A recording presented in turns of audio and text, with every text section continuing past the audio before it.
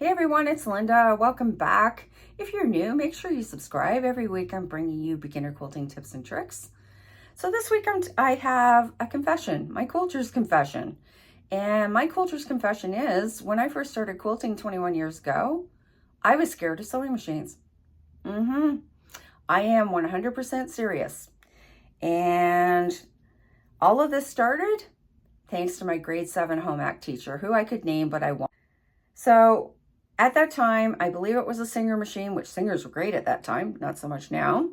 That's an aside.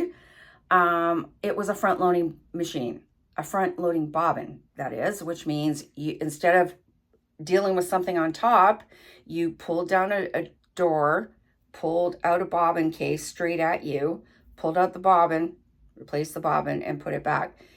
Front-loading bobbins are not the easiest thing. I deal with them all the time because I'm now a Bernina girl, and that's just the way it is, and I just suck it up because, well, Bernina are my machines. Don't want to get into a debate about that, folks, but they are my machines, and I ain't changing.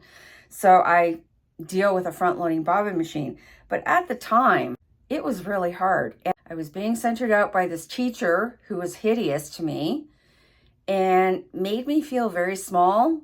And it just added to my anxiety. I didn't want to go to this class. I mean, the cooking side of the class was great, but every time we sewed something, I was just terrified. I also struggled, because I struggled with the whole thing, with bird's nests underneath the needle plate. There we go.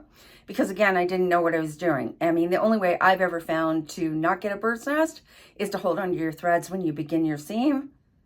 Other people may have found something else. I haven't found anything else. And I continually had bird's nests, and I had a problem with bobbins. So you can see this was a disaster happening. And I hated it. I hated going to that class.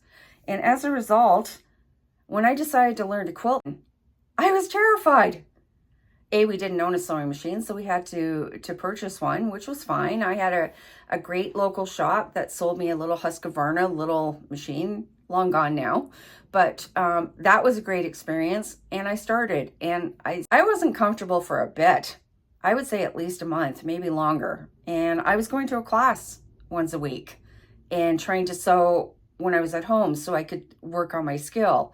And these are all memories that are stuck in my head from grade 7 home ec, and I've never forgotten it, and I probably never will. But yeah, I was afraid of machines, and specifically bobbin cases.